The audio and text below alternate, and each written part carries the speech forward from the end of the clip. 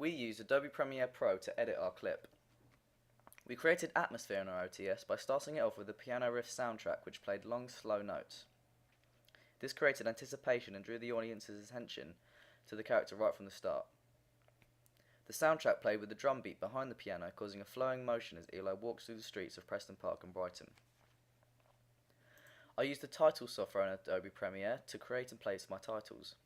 I changed the font, positioning and size of the title to suit the frame of the shot. I ensured that the titles were placed in negative space so they stood out in the shot and didn't overlap any objects in the foreground.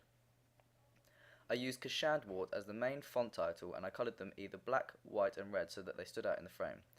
This was an appropriate title font as the graffiti-like design of it reflects on the urban setting the movie is filmed in. The aria on the final title fades from white to red at the end of the OTS. I did this by copying and pasting the aria over the recreation title and then using keyframes to blend in the red slowly as the title was played. I then used another set of keyframes to give the effect of the titles becoming obscured.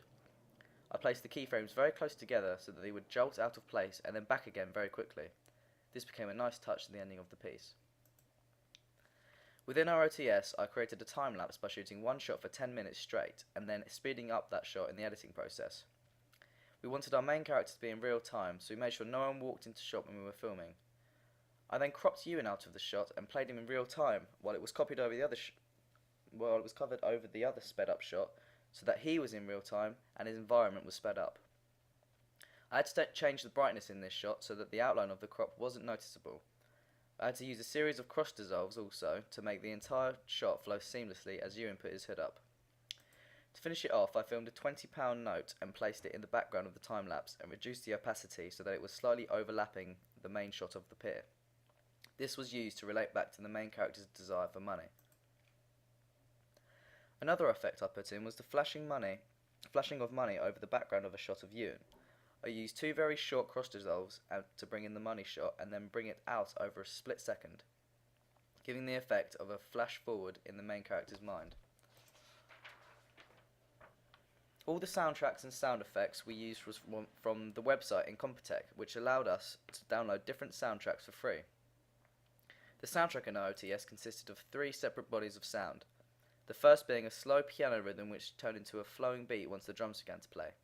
Then, at the middle of the sequence, just after the reverse crash and the cut to black, I fade in a second soundtrack using separate keynotes on the soundbar so that the transition was as smooth as possible.